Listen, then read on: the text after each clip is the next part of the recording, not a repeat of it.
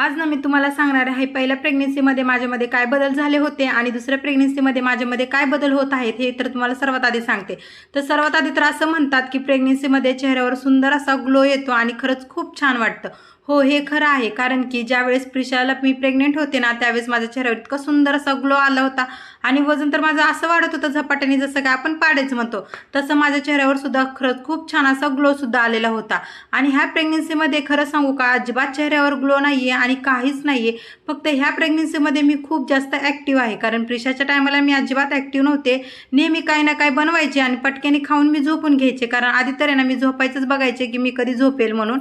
पण ह्या प्रेग्नेन्सीमध्ये ना माझ्यावर भरपूर सारे जिम्मेदारी पडलेले, जसं की प्रिशाच्या पप्पांचा डब्बा असतो, बाकीच्या गोष्टी असतात, घरातल्या कामं असतात, प्रिशाला खाऊ घालायचं, प्रिशाला काय पाहिजे त्या सर्व गोष्टी द्यायच्या आणि सोबत माझंही काय असेल ते रुटीन करायचं. त्यामुळे ना ह्या वेळेस ना मला खूप जास्त ॲक्टिव्ह राहण्याची गरज आहे असं तर माझे घरचे म्हणतात. कारण की पहिल्या प्रेग्नेन्सीमध्ये मी अजिबात ॲक्टिव्ह नव्हते, नेहमी आळसपणा, आणि त्यामुळे ना मी आळशी झालेले म्हणून आहे ना माझं पूर्ण अंगसुद्धा सुजलेलं होतं, हातपायसुद्धा सुजायचे.